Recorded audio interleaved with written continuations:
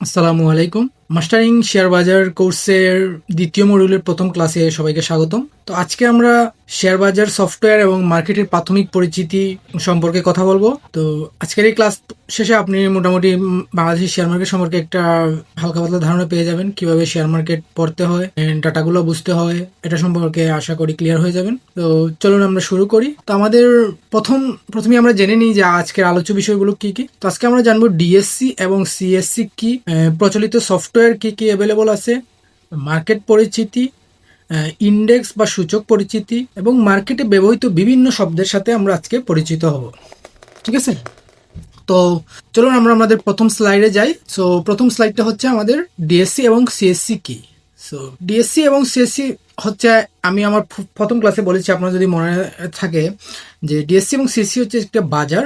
আমাদের প্রত্যেকেরই এলাকায় বাজার থাকে, ঠিক তেমনি শেয়ার কেনা বেচার জন্য আমাদের দেশে দুইটা বাজার আছে। একটা হচ্ছে ডিএসসি এবং সিএসসি।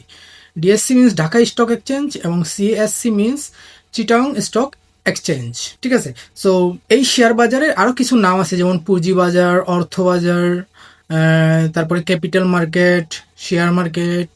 সো যাই বলেন না কেন, সব কিছুই এই একই জায়গায় এসে মিলিত হয়, ডিএসসি এবং সিএসসি। সো এই দুইটা হচ্ছে আমাদের দেশের অ্যাভেলেবল বাজার। সো চলেন আমরা এই দুটি বাজারের ইতিহাসটা একটু জেনে আসি। সো আমি এখানে একটা ইনফোগ্রাফিক তৈরি করছি আপনাদের বোঝার স্বার্থে। সো এখানে বাংলাদেশ শেয়ার বাজারের ইতিহাস, ডিএসসি ও সিএসসি এর বিবর্তন নিয়ে আমরা কিছু ধারণা নিব। ঠিক আছে, সো 1954 সালে বাংলাদেশ পুঁজিবাজারের জন্ম হয় এবং ডিএসসি প্রথমে east Pakistan stock exchange association নামে প্রতিষ্ঠিত হয় এবং 1956 সালে লেনদেন শুরু করে এবং 1995 সালে দ্বিতীয় স্টক এক্সচেঞ্জ হিসেবে সিএসসির যাত্রা শুরু হয়। তার মানে ডিএসসি অনেক পরে আপনার সিএসসির যাত্রা শুরু হয়। চট্টগ্রামের আগ্রাবাদে সিএসসি আনুষ্ঠানিকভাবে কার্যক্রম শুরু করে বাংলাদেশের পুঁজিবাজারে প্রতিযোগিতা সৃষ্টি করার জন্য। স্বয়ংক্রিয় লেনদেনের সূচনা, that means the electronic or online, যে বর্তমানে যে অনলাইন যে সিস্টেমটি চালু আছে, আগে আপনার শেয়ারটা কাগজের মাধ্যমে হতো, কাগজে কেনা বেচা হতো, কিন্তু ইলেকট্রনিক বা ডিজিটালাইজ হয় বিষয়টা 1998 সালে ডিএসসির ক্ষেত্রে এবং 2004 সালে সিএসসির ক্ষেত্রে। সো সিএসসি 2004 সালে অনলাইন ভিত্তিক হয়। ঠিক আছে, তো এখন আমরা যদি দেখি বাজারের পরিধি ও লেনদেন পরিসংখ্যান। সো ডিএসসিতে মোট লেনদেন হয় 97% এবং সিএসসিতে হয় 3%। সো সারা দেশের টোটাল শেয়ার বাজারের লেনদেনের মেজরিটি লেনদেনই হয় ডিএসসিতে এবং বাকি 3% হয় সিএসসিতে। সো সিএসসি রিলেটিভলি একটা ছোট মার্কেট। তো এরপর হচ্ছে আপনার প্রধান বাজার সূচক। সো সূচক কি আমরা এই ক্লাসেরই পরবর্তী অংশে জানবো। সো শুধু এটা জেনে রাখেন যে ডিএসসি প্রধান সূচক হচ্ছে ডিএসইএক্স এবং এর সাব ইন্ডেক্স বা সাব সূচক আছে যেটাকে বলে ডিএস30। পাশাপাশি আরেকটা আছে ডিএসইএস। সো ডিএক্স এর আন্ডারে ডিসেক্স এর আন্ডারে আরো দুইটা ইন্ডেক্স আছে ঢাকা স্টক এক্সচেঞ্জে, আর সিএসসি তে একটা ইন্ডেক্স আছে, আমার মনে হয় ওই ইন্ডেক্সটার নাম সিএক্সপিআই সম্ভবত। যাই হোক, আমরা পুরো কোর্সে ডিএসসি নিয়ে বেশি ফোকাস করবো, সিএসসি নিয়ে আমরা এত বেশি আলোচনায় যাব না। তো এখানে আপনি দেখতে পাচ্ছেন আমার ডিএসসি ও সিএসসি বাজারের মূলধনের তুলনা। সো ডিএসসি তে প্রায় 6.6 লাখ কোটি টাকার এবং সিএসসি তে মাত্র 7.5 কোটি টাকার মূলধন রয়েছে। আর দৈনিক গড় লেনদেন ঢাকা স্টক এক্সচেঞ্জে প্রায় 5,500 মিলিয়ন টাকা এবং চট্টগ্রাম স্টক এক্সচেঞ্জে 87 মিলিয়ন টাকা সামথিং। ঠিক আছে, তো তারপর আরেকটা ইম্পর্টেন্ট জিনিস, যে লিস্টিং সংখ্যা, মানে কতগুলো কোম্পানি লিস্টেড আছে। সো ঢাকা স্টক এক্সচেঞ্জে 2024 সালের ডাটা অনুযায়ী 656টি স্টক বা কোম্পানি লিস্টেড আছে, সেই সাথে মিউচুয়াল ফান্ড আর ডিবেঞ্চার আরও অন্যান্য যে বিষয়গুলো আছে এগুলো লিস্টেড আছে টোটাল। আর চিটাগাংয়ে আছে 338টি প্রতিষ্ঠান, মানে আপনি কেনা বেচা করতে পারবেন এরকম 338টি সিকিউরিটিজ আছে, যেখানে আপনার ঢাকা স্টক আছে প্রায় 656টি। তো ওভারঅল এই জিনিসটা দেখে আমরা এটাই বুঝলাম যে ঢাকা স্টক এক্সচেঞ্জ হচ্ছে বাংলাদেশের প্রধান স্টক মার্কেট এবং এখানেই মেজরিটি লেনদেনগুলো হয়ে থাকে। ঠিক আছে, তো এই হচ্ছে ডিএসসি এবং সিএসসি। এখন আমরা ধরেন আমি বাংলাদেশ শেয়ার মার্কেটের ডাটা অ্যাক্সেস করব। সো ডাটা অ্যাক্সেসের জন্য আমরা ডিএসসি বিডি লেখে সার্চ দিলে আপনার ঢাকা স্টক এক্সচেঞ্জ প্রথমেই চলে আসবে। সো এটা হচ্ছে ঢাকা স্টক এক্সচেঞ্জের মূল ওয়েবসাইট। ঠিক আছে, এখানে প্রতিদিনের শেয়ার মার্কেট কেনাবেচার তথ্য, নিউজ সব কিছুই এখানে পাওয়া যায়। আর আরেকটা হচ্ছে চিটাগং স্টক এক্সচেঞ্জ, আপনি যদি সিএসসি লিখে সার্চ দেন সিএসসি বিডি তাহলে চলে আসবে একদম উপরে চিটাগং স্টক এক্সচেঞ্জ। তো এটা হচ্ছে চিটাগাং স্টক এক্সচেঞ্জের ওয়েব পেজ, এবং এখানে বিভিন্ন ডাটা দেখা যাচ্ছে লেনদেনের, এবং বিভিন্ন শেয়ারের ইনফরমেশনগুলো দেখা যাচ্ছে। সো অ্যাজ এ বিগিনার আপনার কাছে এই ডাটাগুলা কিভাবে পড়বেন অনেক কনফিউশন লাগতে পারে, স্বাভাবিক।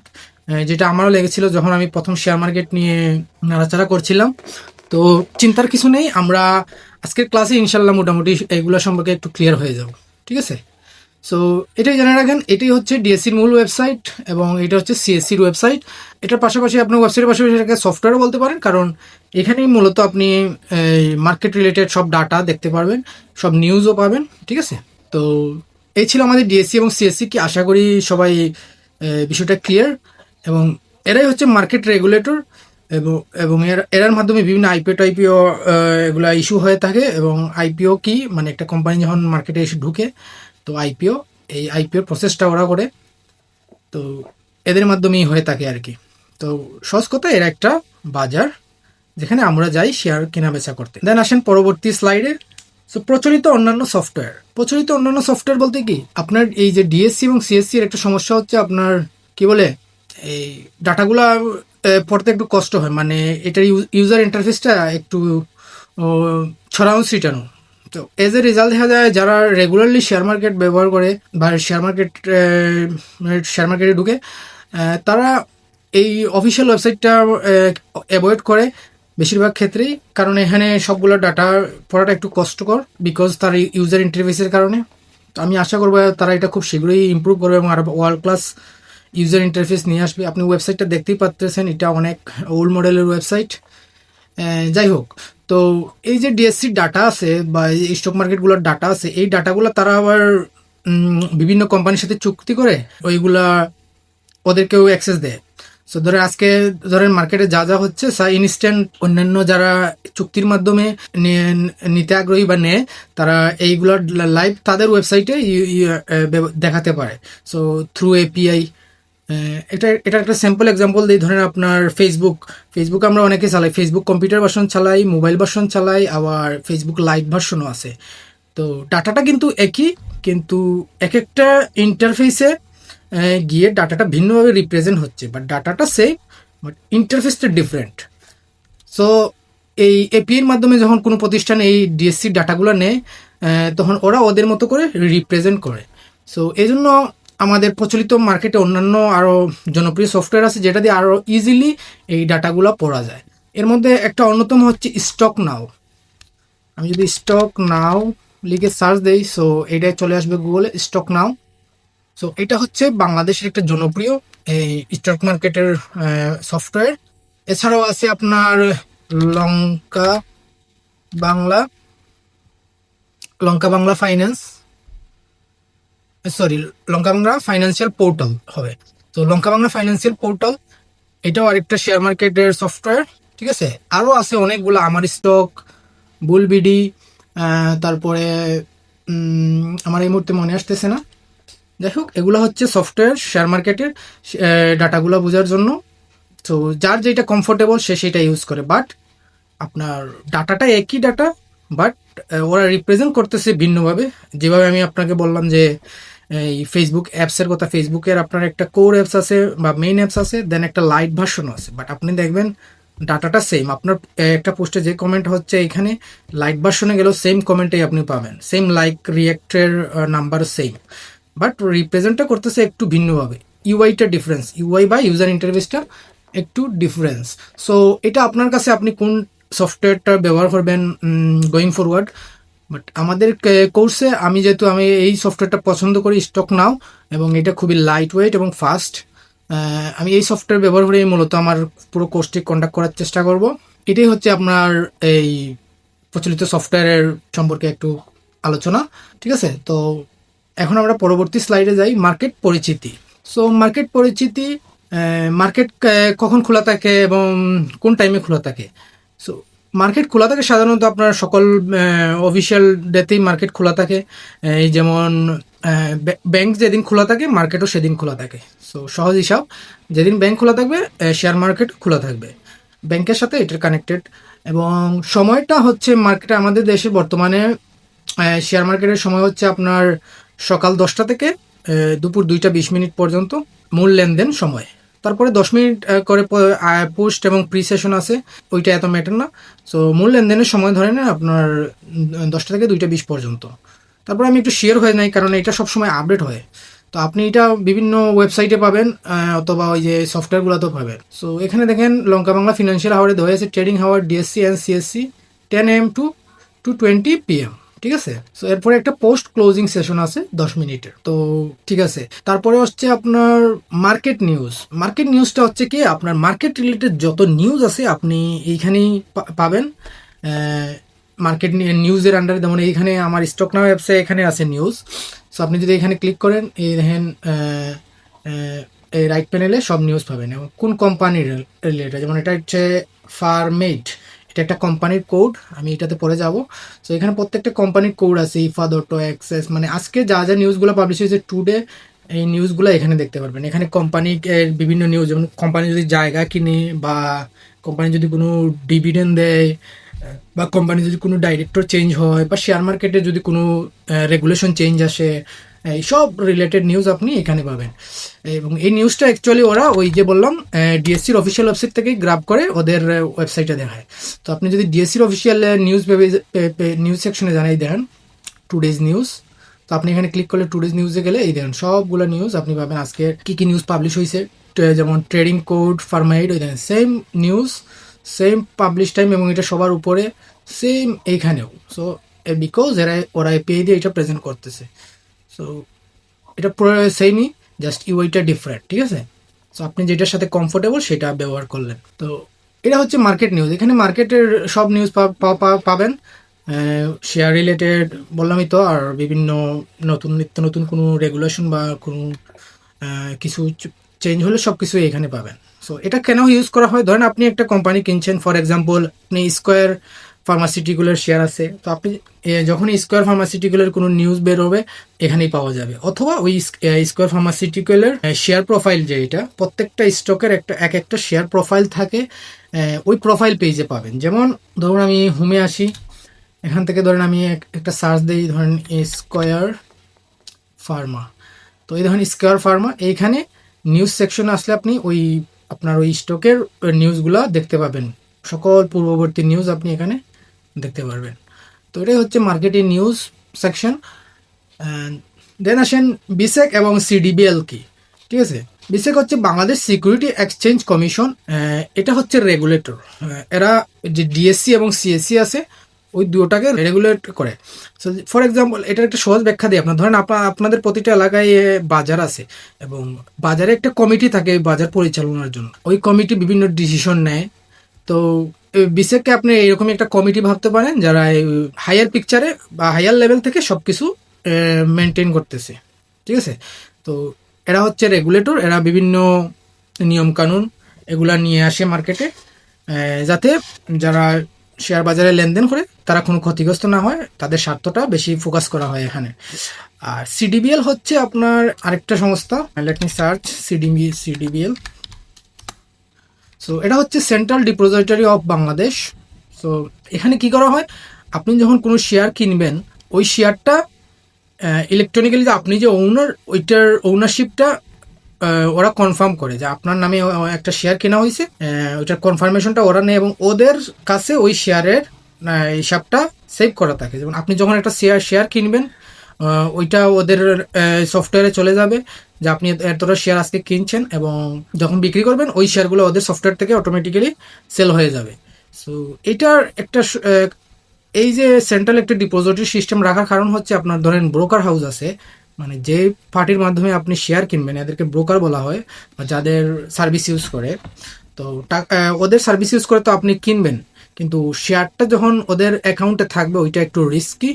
সো এই জন্য সিডিবিএল কী করে, সব ব্রোকারের কাছ থেকে ওই শেয়ারগুলোর, ওদের ইউজারের শেয়ারগুলো ওদের কন্ট্রোলে নিয়ে নেয়, যাতে ব্রোকার চাইলেও যাতে আপনার শেয়ার বিক্রি করতে না পারে। তো এটা একটা সেফটির জন্য এরা করা হয়। ও বাই দ্য ওয়ে, সিডিবিএল যে আপনার এগুলো যে করতেছে, আপনাকে সার্ভিসটা দিচ্ছে, এর জন্য ইয়ারলি একটা ফি কাটে। রিসেন্টলি হয়তো এটা কমানো হয়েছে, তবে আমি লাস্ট কয়েক বছর ধরে যে দিচ্ছি প্রায় 400-500 টাকা সামথিং এরকম দিয়েছি। তো রিসেন্টলি এটা মনে হয় 200 টাকায় আনা হয়েছে, আই এম নট শিওর। তবে এরা প্রতি ইয়ারলি একটা ফি কাটিয়ে নেয়, এবং এটা আপনার ব্রোকার হাউস আপনার কাছ থেকে কেটে নিয়ে ওদেরকে পরিশোধ করবে। এরপরে আসেন আপনার প্রতিষ্ঠানের শেয়ার ছাড়া আর কি কি শেয়ার কেনাবেচা করা যায়। তো শেয়ার মার্কেট শুধু শেয়ারে যে কেনাবেচা করা যায় এরকম না, এখানে আরও অন্যান্য ইনস্ট্রুমেন্ট বা অন্যান্য বিনিয়োগ মাধ্যম আছে। যেমন আমাদের শেয়ার মার্কেট ছাড়া আমাদের বাইরে ব্যাংকে আমরা কি করি, এফডিআর করে রাখি। এফডিআর করে রাখলে দেখা যায় যে আপনার একটা লাভ আসতেছে বছরের পর বছর। সো এটা একটা ইনভেস্টমেন্টের একটা ধরন। সেম আপনার সঞ্চয়পত্রে যদি আপনি টাকা রাখেন, এটাও একটা ইনভেস্টমেন্টের ধরন। সেম শেয়ার মার্কেটও আপনার বিভিন্ন ইনভেস্টমেন্টের ধরন বা ইনস্ট্রুমেন্ট আছে। এর মধ্যে একটা হচ্ছে সরকারি ট্রেজারি বন্ড। তো ট্রেজারি বন্ডটা কি? সরকারি ট্রেজারি বন্ড হচ্ছে আপনার সরকারে ইস্যু করে জনগণের কাছ থেকে ঋণ নেয়, এবং এর এগেনিস্টে আপনাকে একটা প্রফিট দিবে বছর শেষে। এটা অনেক সেফ একটা ইনভেস্টমেন্ট। তারপর হচ্ছে corporate bond, similar to treasury bond, but corporate বন্ডটা প্রাইভেট কোম্পানিগুলো অফার করে তারা টাকা কালেকশনের জন্য। নর্মালি তো তারা টাকা কালেকশন করেই শেয়ার মার্কেটে, প্লাস তার আরও যদি অতিরিক্ত টাকার প্রয়োজন হয়, ধরেন একটা সাবসিডিয়ারি কোম্পানি খুলতে চাচ্ছে এখন, সো ওইটার জন্য কিছু এক্সট্রা টাকার প্রয়োজন হয়। সো অনেক সময় হয়তো তারা কর্পোরেট বন্ড ছাড়বে, ছেড়ে আপনার এখান থেকে টাকা তুলে নেবে। শেয়ার মার্কেটের যারা বিনিয়োগকারী আছে তারা ইচ্ছা করলে ওইটাতে অ্যাপ্লাই করে ওইটার কিছু বন্ড কিনে নিতে পারে। আরেকটা হচ্ছে পারপিচুয়াল বন্ড, নির্দিষ্ট কোনো মেয়াদহীন বন্ড যা থেকে বিনিয়োগকারী মুনাফা বা কুপন পেতে পারে। সো পারপিচুয়াল বন্ডটা হচ্ছে মোটামুটি সিমিলার, বাট ওইটার কোনো মেয়াদ নেই। বাট কর্পোরেট বন্ড এবং ট্রেজারি বন্ডের একটা মেয়াদ থাকে, কিন্তু পারপিচুয়াল বন্ডের মেয়াদ নেই, বাট আপনি কন্টিনিউয়াসলি কি বলে মুনাফা পেয়ে যেতে থাকবেন আর কি। এবং এগুলো আপনি যে কোনো সময় সেলও করতে পারবেন। তারপর হচ্ছে মিউচুয়াল ফান্ড। মিউচুয়াল ফান্ড নিয়ে আমাদের ক্লাস আছে পরবর্তীতে, ডিটেল ক্লাস। শুধু এটাই জেনে রাখুন, মিউচুয়াল ফান্ড হচ্ছে আপনার ওরা একটা প্রফেশনাল একটা প্রতিষ্ঠান যারা আপনার হয়ে শেয়ার কিনবে। ঠিক আছে, মিউচুয়াল ফান্ড ওইগুলাই যারা আপনার হয়ে শেয়ার কিনবে। ওরা আপনার মতো আরও 10 জনের কাছ থেকে ধরেন 100 টাকা করে কালেক্ট করে 1000 টাকা করবে, এবং ওই 1000 টাকা দিয়ে ওরা বিভিন্ন শেয়ার কিনবে ওদের রিসার্চ, ওদের এক্সপিরিয়েন্স ইউজ করে। সো মিউচুয়াল ফান্ডটা রিলেটিভলি লো রিস্ক, কারণ এখানে ওরা অনেক মেধা ইউজ করতেছে আপনার হয়ে শেয়ার কেনার জন্য, এবং এর এগেনিস্টে ওরা পার্সেন্টেজ। যখন একটা মিউচুয়াল ফান্ড গঠিত হয় একটা নির্দিষ্ট ফান্ড দিয়ে গঠিত, এবং আপনি যখন কিনবেন তখন ওই ফান্ডের net asset value at the current market price, ওই রেটে আপনি কিনবেন। তো এই মিউচুয়াল ফান্ডগুলো শেয়ার বাজারে কেনা বেচা করা যায়, মিউচুয়াল ফান্ডের ইউনিট। তো মিউচুয়াল ফান্ড আবার শেয়ার মার্কেটের বাহিরেও কেনা বেচা করা যায়। কিছু আছে লিস্টেড মিউচুয়াল ফান্ড, কিছু আছে আনলিস্টেড।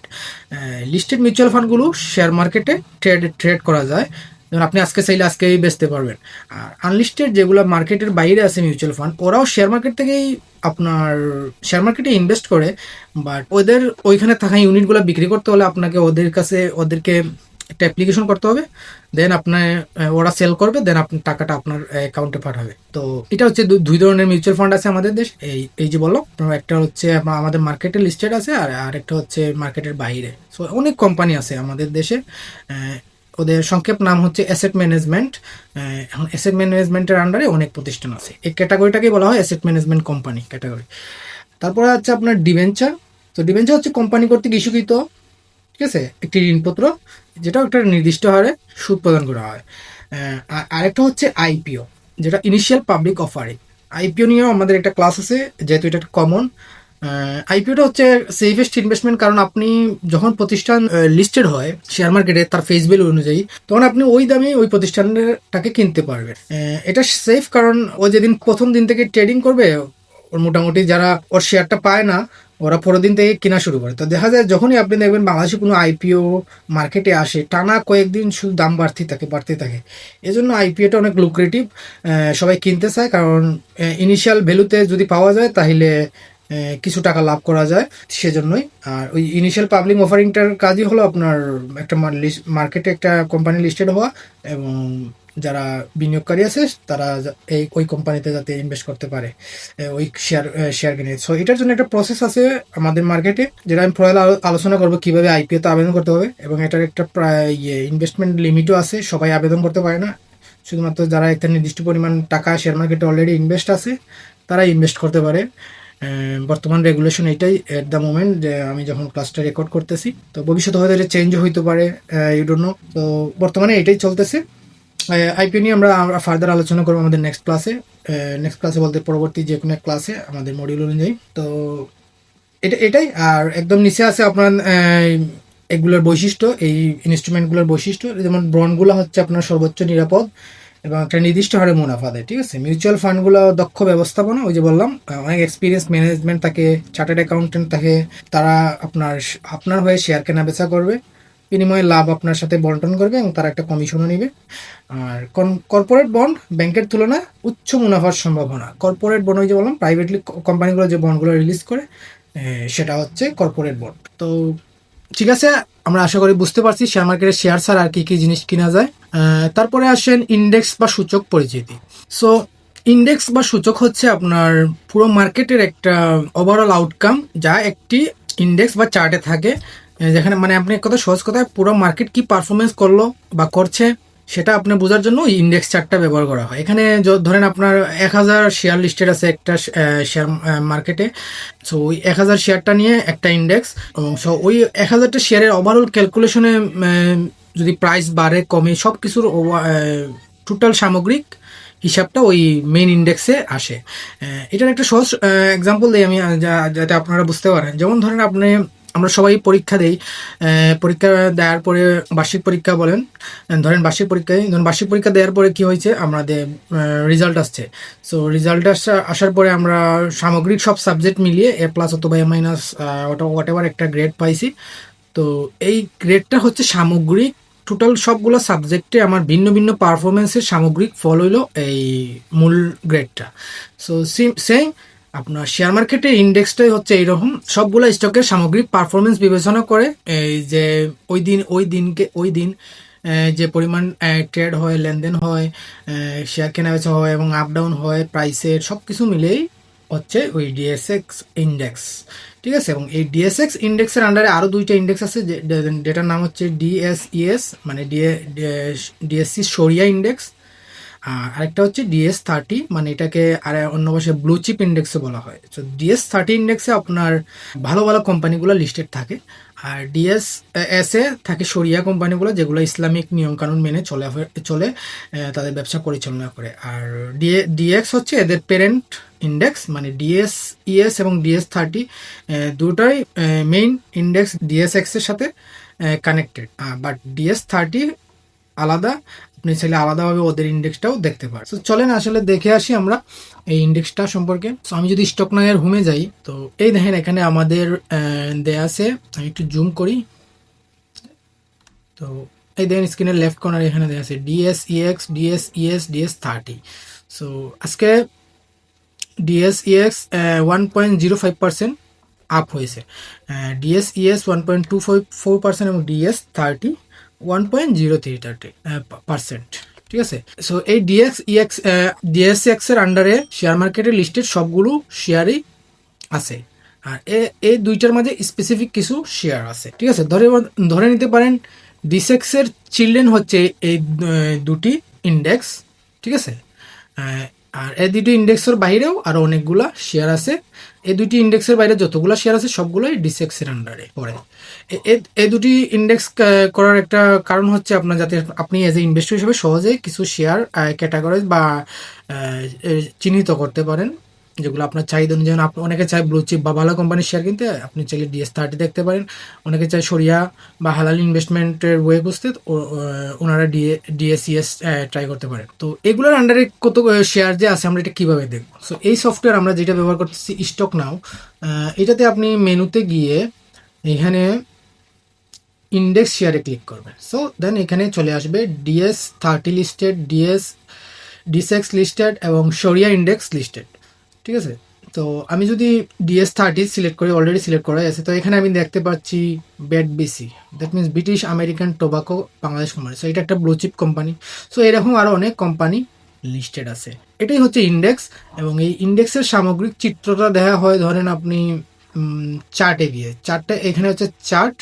সো এই চার্টে আপনি ডিসেক্সের পুরো বোর্ড ইন্ডেক্সটা দেখতে পারবেন, বর্তমানে এটার কি পারফরমেন্স এটা এখানে দেখা যায়, ঠিক আছে। সো এই যেমন এটা হচ্ছে, এখানে এগুলাকে বলা হয় ক্যান্ডেল, এটা আমরা পরবর্তীতে আলোচনা করব। সো এটা হচ্ছে আজকের ক্যান্ডেল। সো আজকের ক্যান্ডেলটা দেখতেই পাচ্ছেন উপরের দিকে যাচ্ছে, এবং এটা একটা গ্রিন ক্যান্ডেল, ঠিক আছে। সো এটা হচ্ছে আজকে পুরো মার্কেটের আজকে সামগ্রিক চিত্র, যে এই মার্কেটটা আজকে 1% বাড়ছে, ঠিক আছে।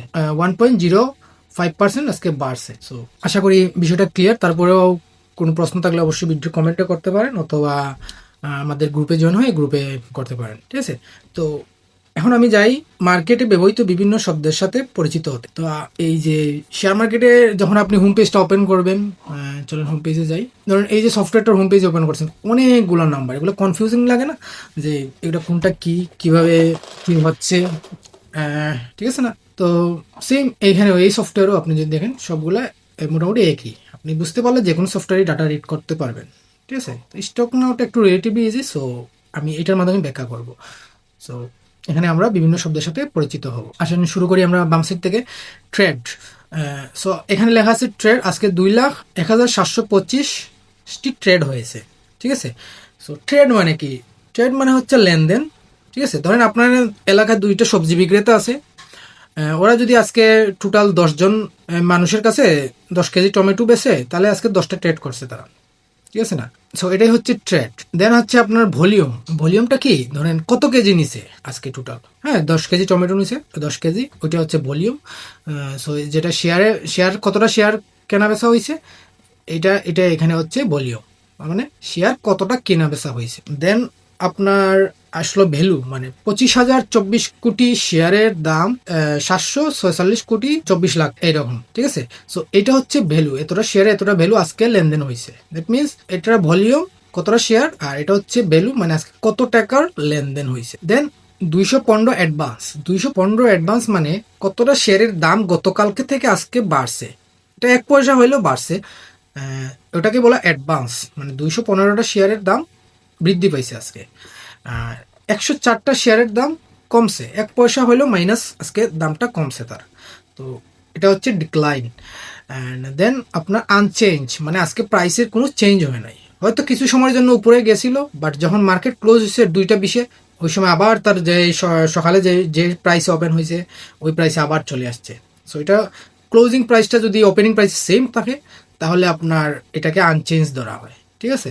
সো এটাই হচ্ছে আনচেঞ্জ, মানে আজকে 67টা শেয়ারের কোনো প্রাইস মুভমেন্ট, মানে একটু দিন শেষ করছে কোনো প্রাইস মুভমেন্ট ছাড়াই, ওকে? দেন এইটা তো আমি আপনাকে বললাম, এটা হলো ইন্ডেক্স, ঠিক আছে? আর যেহেতু ডিএসএক্স মেইন ইন্ডেক্স, তো এখানে ডিএসএক্স এর একটা গ্রাফ দেখা যাচ্ছে। প্রথমে আজকে এখানে ধরে নিন আজকে এইখান থেকে ওপেন হয়েছে মার্কেট সকাল 10টায়, 5,211 সামথিং এরকম পয়েন্ট থেকে, দেওয়ার পরে একটু উপরে গেছে 5,247 পয়েন্টে, তারপরে আবার নিচে নামছে, আবার উপরে গেছে। এখানে আপনি পুরো দিনের মার্কেটের একটা গ্রাফ দেখতে পারবেন, ঠিক আছে? আর এই যে নিচে ছোট ছোট বার দেখতে পাচ্ছেন, এগুলো হচ্ছে ভলিউম। ভলিউম মানে ওই যে 25,024 কোটি, ওই ভলিউমগুলো এখানে দেখা যাচ্ছে অনেক কোন সময় কোন ভলিউম। এটা আপনার ওই যে চার্টের আন্ডারে গেলে না আরও ক্লিয়ার বোঝা যায়। তো ভলিউম এগুলো নিয়ে আমরা পরে কথা বলবো, সো জেনে রাখেন এটা হচ্ছে ভলিউম।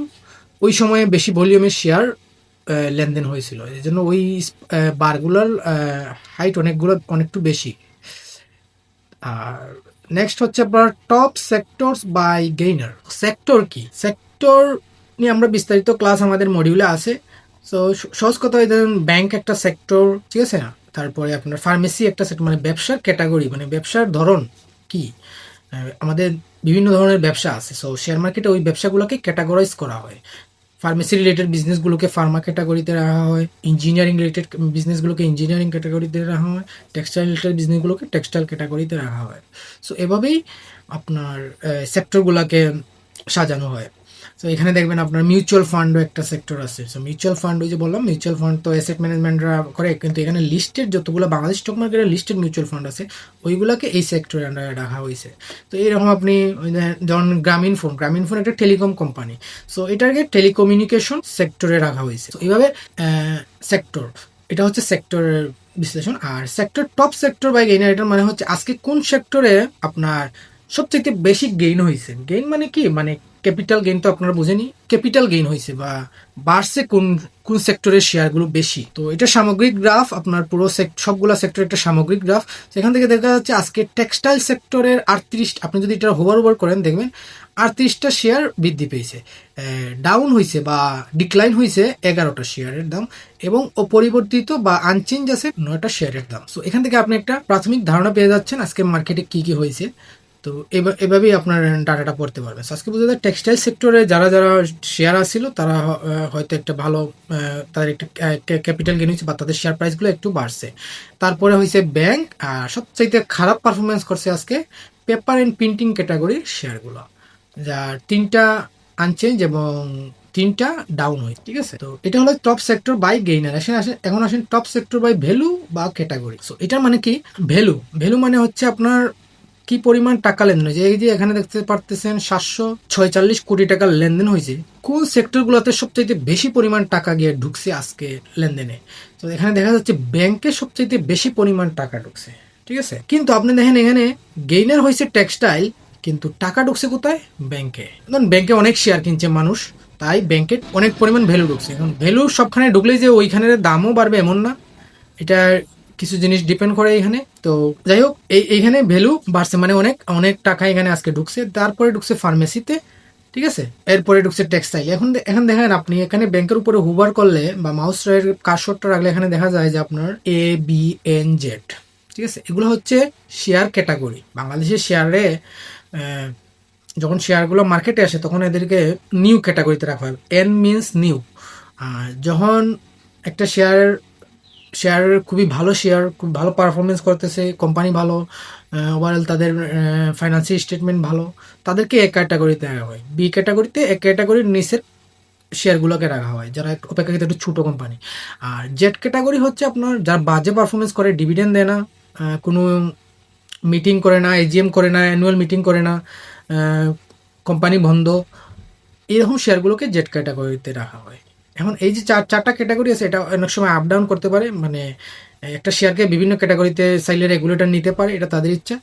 সো এটা ডিপেন্ড করে, ওই যে বললাম আপনার পারফরমেন্সের উপরে আর কোম্পানিটা কীভাবে রান হচ্ছে সামগ্রিক বিষয়াদির উপরে। তো এটা হচ্ছে শেয়ার মার্কেটের ক্যাটাগরি। আমরা আরও বিস্তারিত দেখবো, আরও ডিপে যাবো এটা নিয়ে পরবর্তী কোনো ক্লাসে। তো তো এখানে বুঝতে পারছেন আপনি আজকে সবচাইতে বেশি ব্যাংকে টাকা ঢুকছে আর সবচাইতে কম ঢুকছে জুট সেক্টরে। ঠিক আছে, জুট সেক্টরটা আমি হুবারই করতে পারতেছি না, যাই হোক। তো জুট সেক্টরে আজকে সবচাইতে কম টাকা ঢুকছে। তো এখানে ABNZ বুঝতে পারছেন কি?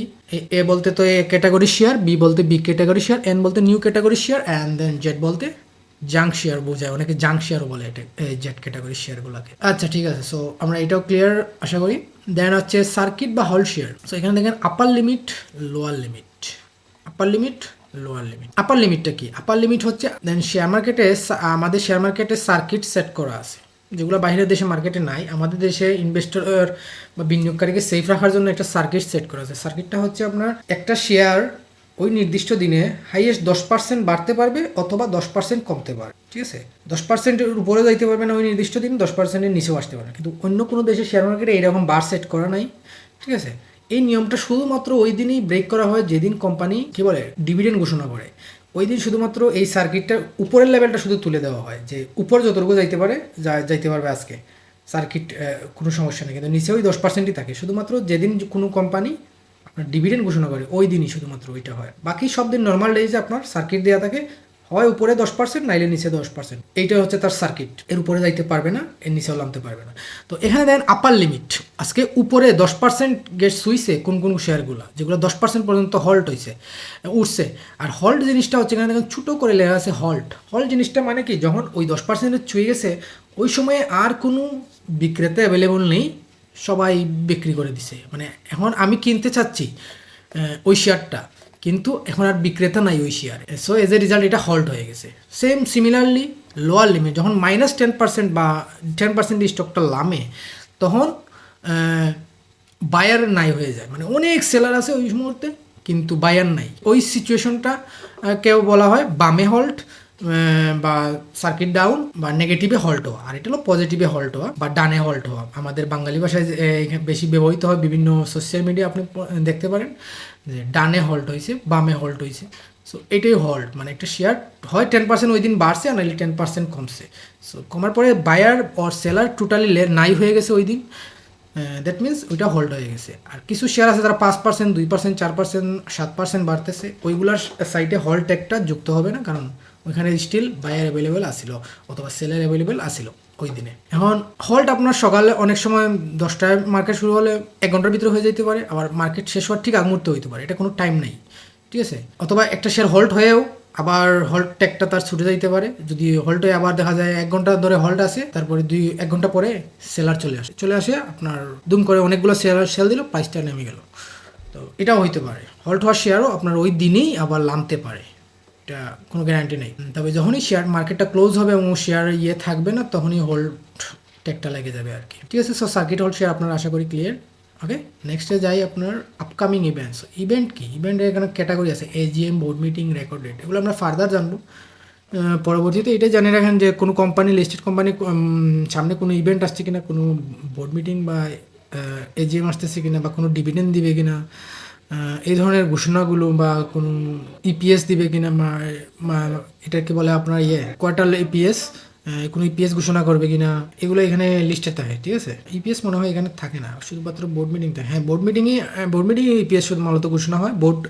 একটা প্রতিষ্ঠানের বোর্ড মিটিং হয় প্রতি বছরে 4 বার।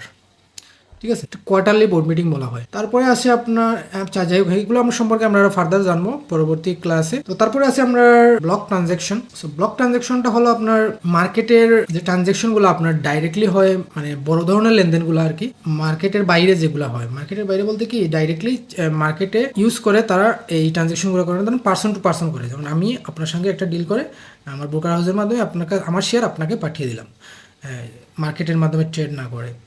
আপনার সাথে আমার একটা প্রাইসের মানে কোনটা হয়, ওই রেটে আমি আপনাকে সেল করে দিলাম। সার্কিট লো মানে 10%-এর নিচে মনে হয় কম রেটে বিক্রি করা যায় না, উপরে বিক্রি করা যায়, মানে এর 10%-এর নিচে বিক্রি করা যায় না খুব সম্ভবত। তো এই ব্লক ট্রানজ্যাকশনগুলো সবাই করতে পারেন। এগুলো বড় ধরনের ট্রানজ্যাকশনের ক্ষেত্রে শুধুমাত্র ব্যবহার করা যায়। মিনিমাম ট্রানজ্যাকশন লিমিট আমার জানা মতে 5 লক্ষ টাকা। 5 লক্ষ টাকার উপরে আপনার যত যাওয়া যায় আর কি। সো এটা সাধারণত ইনস্টিটিউশনাল ইনভেস্টররা ইউজ করে। তারপরে ডাইরেক্টর, যেমন একটা কোম্পানির ডাইরেক্টর আছে, আরেক ডাইরেক্টরের কাছে শেয়ার ট্রান্সফার করবে, এইরকমও হইতে পারে। সো এরকম আর কি ভেরিয়াস ইউজ আছে। যাই হোক, আমরা as a ordinary share holder হিসেবে এটাতে আমাদের তেমন একটা ডাটা দেয় না। অনেকেই ভাবে যে হ্যাঁ, এখানে এক কোম্পানি দেখা যাচ্ছে অনেক টাকার ব্লক লেনদেন হয়েছে। আসলে এটা ডাজেন্ট ম্যাটার। আপনি কেন মানে আপনি জানেন না এটা ঠিক কোন রিজনে এই ব্লক ট্রানজ্যাকশনটা হয়েছে। সো এটা তেমন একটা, আমার কাছে মনে হয় এটা তেমন একটা রিলায়েবল না। এটা অনেক সময় ফেক ইনফরমেশনও দিতে পারে। ধরেন আপনারা 2 বন্ধুর মাঝে শেয়ার ট্রানজ্যাকশন করতেছেন, মার্কেটে দেখাচ্ছে, কিন্তু ট্রানজ্যাকশনটা হচ্ছে আপনারা 2 বন্ধুর মাঝে। ও লাভ করলেও যা, আপনি লাভ করলেও তা, আপনারা একটা এগ্রিমেন্টে আসতেছেন, আমরা জাস্ট একটা ফেক ট্রানজ্যাকশন দেখাইতে পারি, তাইলে হয়তো আরও সাধারণ বিনিয়োগকারী এটাতে ইনভেস্ট করবে। সো অনেক ক্ষেত্রে এটাও এরকমও হয়। সো এটা একটা রিলায়েবল না।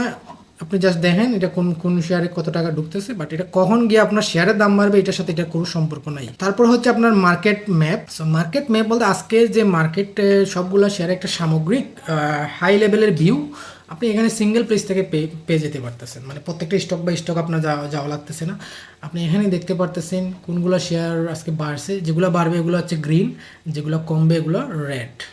ঠিক আছে, সো ধরেন ফর এক্সাম্পল আজকে ব্র্যাক ব্যাংক 2.50% বাড়ছে। ঠিক আছে, সো এখানে আমি দেখতে পাচ্ছি ব্র্যাক ব্যাংক 2.5% বাড়ছে। এটা কিসের শেয়ার? ব্যাংক সেক্টরের শেয়ার। এখানে 29.82 করোড়, এটা হচ্ছে আপনার ভ্যালু, এত টাকার শেয়ার আজকে লেনদেন হয়েছে। তারপর হচ্ছে আপনার সিটি ব্যাংক আজকে 27.79 কোটি টাকার লেনদেন হয়েছে, মানে শেয়ার কেনা বেচা হয়েছে। সো সিমিলারলি এরকম আপনি বিভিন্ন কোম্পানির এখানে ডাটা দেখতে পারবেন।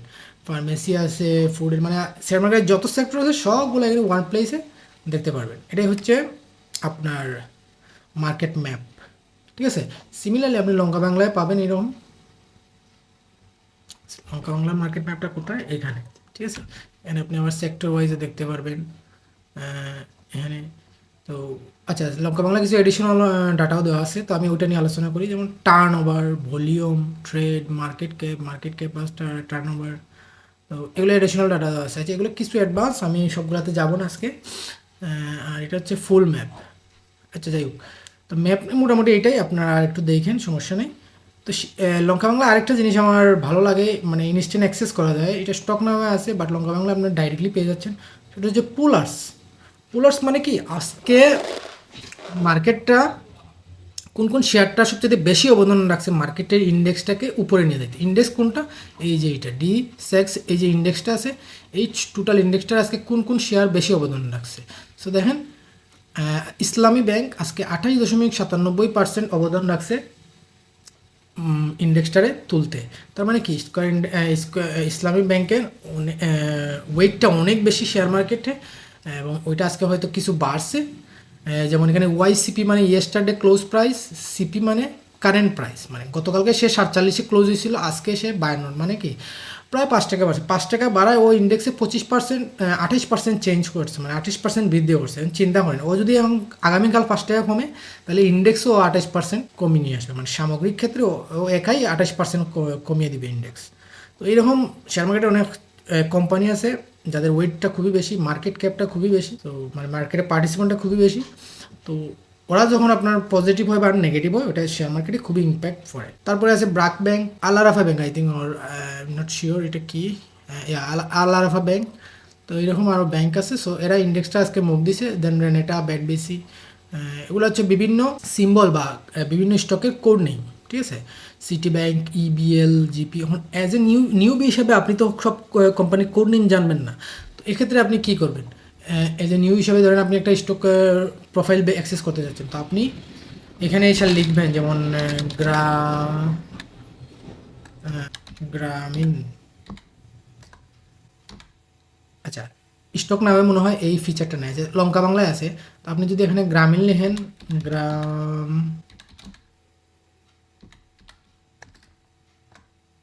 আচ্ছা ভাই, কোম্পানি নেম সামহাও আসতেছে না, আমি জানি না কেন। ঠিক আছে, তো আপনারা যদি কোনো কোম্পানির স্টক খুঁজতেছেন, বাট ওই এই স্টকের কোড নেম জানেন না, তো আপনি আরেকটা কাজ করতে পারেন, যে গুগলে সার্চ দিতে পারেন, যেমন গ্রামীণ ফোন স্টক, ঠিক আছে, লিখে সার্চ দিলে আপনি পেয়ে যাবেন যে গ্রামীণ ফোন স্টকের মানে নামটা কি। সো এই যে এখানে পেয়ে যাবেন ট্রেডিং কোড জিপি, ঠিক আছে। এটা নিয়ে আপনি যদি এখানে সার্চ করেন, এই দেখেন জিপি পাবেন, গ্রামীণ ফোন লিমিটেড চলে আসছে।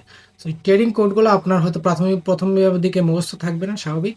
ধীরে ধীরে আপনি অ্যাডজাস্ট হয়ে যাবেন, কোন কোম্পানির কোন ট্রেডিং কোড আস্তে আস্তে জেনে যাবেন এইভাবে। এছাড়াও আপনি সেক্টরে গিয়ে, আপনি ওই যে মেনুতে গিয়ে অল সেক্টর শেয়ারে গিয়ে আপনি এখানে ক্যাটাগরির মাধ্যমে ধরেন টেলিকমিউনিকেশনটা সিলেক্ট করে এখান থেকে আপনি গ্রামীণ ফোনকে পেয়ে যাবেন। সো সেক্টরে গেলে আপনি জিপিকে পাবেন, এবং এই হচ্ছে ধরেন গ্রামীণ ফোনের প্রোফাইল, ঠিক আছে, শেয়ার প্রোফাইল। এখানে আপনি গ্রামীণ ফোনের চার্ট দেখতে পাচ্ছেন, তার প্রাইসিং এগুলো দেখতে পাচ্ছেন, ঠিক আছে। সো চলেন এইটা নিয়ে আলোচনা করি, যে বিভিন্ন শেয়ারে এই যে ডাটাগুলো দেওয়া থাকে এগুলা কি। সো এখানে দেখতে পাচ্ছেন ওপেন, মানে এটা আজকে ওপেন হয়েছে 261.8 টাকায়, হাই উঠছিল, মানে হাইয়েস্ট কত টাকা গেছিল আজকের দিনে 265 টাকা গেছিলো, এবং লো উঠছিল 260.10। ইয়েস্টারডে ক্লোজ প্রাইস ছিল 261.80 টাকা, এবং আজকে ভলিউম ছিল 1,74,154। সো এটা ছিল আজকের ভলিউম, ঠিক আছে, মানে অতটা শেয়ার আজকে হাত বদল হয়েছে। আর আরেকটা জিনিস এখানে দেওয়া আছে +3, মানে আজকে 3 টাকা দাম বাড়ছে তার, এ কারণে আজকে তার পার্সেন্টেজের হারে এটা হচ্ছে 1.15% দাম বাড়ছে, ঠিক আছে। তারপরে হচ্ছে আপনার 52 উইক হাই, এটাকে বলে 52 উইক হাই, মানে লাস্ট 52 সপ্তাহে এই শেয়ারটার প্রাইস কত ছিল, 52 সপ্তাহের মধ্যে হাইয়েস্ট প্রাইস কত ছিল, তো এটা ছিল 347। আর লাস্ট 52 সপ্তাহের মধ্যে এই শেয়ারটার লোয়েস্ট প্রাইস কত ছিল, 254.4। সো এখানে আপনি এক জায়গায় অনেকগুলো ইনফরমেশন পেয়ে যাচ্ছেন। তারপরে সার্কিট লো, মানে আজকে শেয়ারটা যদি মাইনাসে যাইতো, হাইয়েস্ট কত পার্সেন্ট যাইতো, মানে 10%-এর তো একটা বার দেওয়া আছে।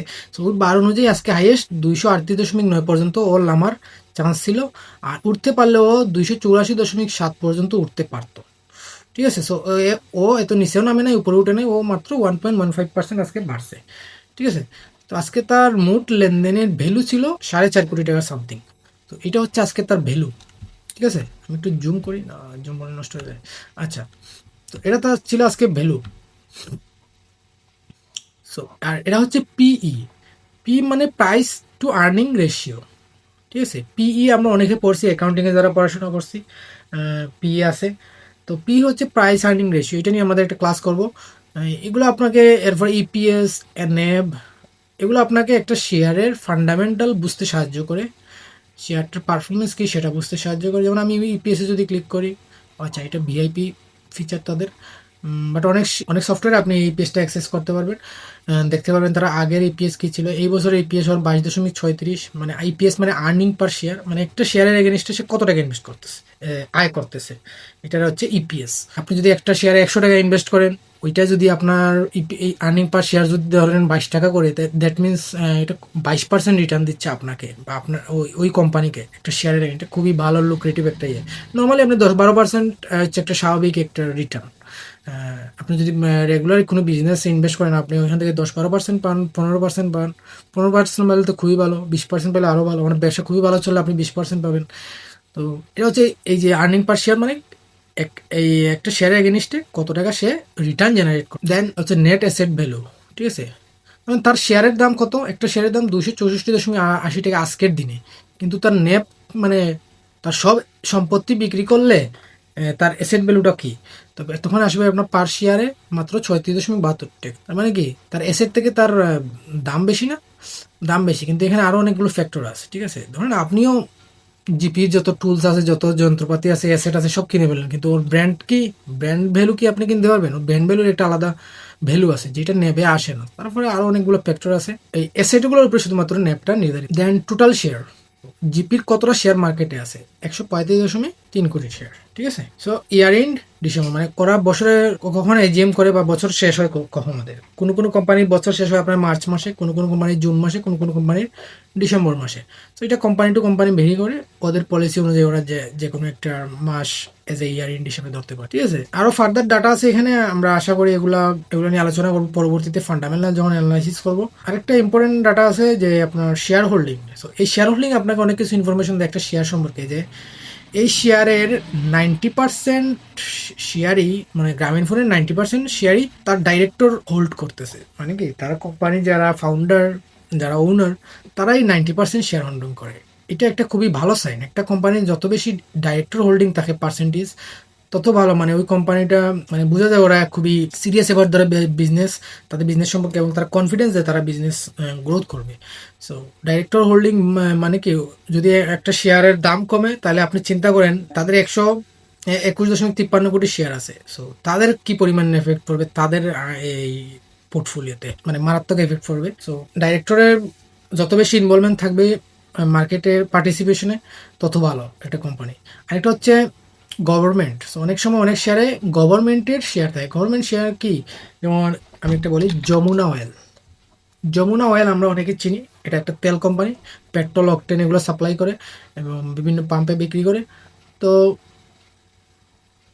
এই যে দেখুন, যমুনার কিন্তু ওনার কিন্তু গভর্নমেন্ট, সরকার। এই জন্য সরকারের আন্ডারে 60% শেয়ার আছে, মানে সরকারি এই কোম্পানি 60% ওন করে, 30% ইনস্টিটিউট ওন করে। ইনস্টিটিউট বলতে কি, ওই যে বললাম institutional invasion like asset management company, এরা সাধারণত এই শেয়ারটার 30% হোল্ডিং করতেছে এই মুহূর্তে। তারপর হচ্ছে আপনার ফরেন মানে বাইরের দেশ থেকে যারা অ্যাকাউন্ট খুলে শেয়ার মার্কেটে খুলে আপনার শেয়ার কেনা বেচা করে, তারা হচ্ছে ফরেন অ্যাকাউন্ট হোল্ডার্স। দেন পাবলিক, মানে আমি আপনি, এরাই হচ্ছে আমরা পাবলিক। আমরা পাবলিকরা এই কোম্পানির 9.60% হোল্ড করতেছি, ঠিক আছে। এই হচ্ছে শেয়ার হোল্ডিং স্ট্রাকচার। একটা কোম্পানির শেয়ার হোল্ডিং স্ট্রাকচার সম্পর্কে আপনি দেখলে আপনি একটা ভালো আইডিয়া পাবেন। তো এটাই মনে রাখবেন, যেই কোম্পানির শেয়ার হোল্ডিং স্ট্রাকচারে ডাইরেক্টরের শেয়ার যত বেশি, দ্যাট মিনস ওই কোম্পানি ততটা স্ট্রং, ঠিক আছে, এবং ওটার পারফরমেন্স অত ভালো হওয়ার সম্ভাবনা বেশি। তো ঠিক আছে, আমরা মোটামুটি মার্কেটে কভার করে ফেলছি, এগুলা পরবর্তীতে আলোচনা করবো নেক্সট ক্লাসে। আজকে ক্লাসটা অনেক লম্বা হয়ে গেছে। তো ঠিক আছে, ধন্যবাদ সাথে থাকার জন্য। আর আপনার কোনো কোয়েকশন থাকলে অবশ্যই আমাদের ফেসবুক গ্রুপে জয়েন হয়ে নেবেন। ফেসবুক গ্রুপের লিঙ্ক কমেন্টে দেওয়া থাকবে, ডিসক্রিপশনে দেওয়া থাকবে। পাশাপাশি এই ক্লাসে আলোচিত বিষয় সম্পর্কে আপনারা যারা বুঝছেন, সেটাকে যদি একটু রিচেক করতে চান আপনার নলেজটা, তাহলে আমি ভিডিও ডিসক্রিপশনে একটা কুইজ দিয়ে দিব। ওই কুইজে অংশগ্রহণ করবেন এবং কুইজে কমপ্লিট করার সাথে সাথে আপনার আনসারগুলো দেখতে পারবেন, আপনারটা সঠিক হয়েছে নাকি না রং। তো এটার মাধ্যমে আপনি আপনার নলেজটাকে রিচেক করে ফেলবেন, এটা আপনার প্রোগ্রেসটা সহজ হবে। তো থ্যাংক ইউ। পরবর্তী ক্লাসটা আমরা শীঘ্রই রিলিজ করবো। ভালো থাকবেন, আল্লাহ হাফিজ।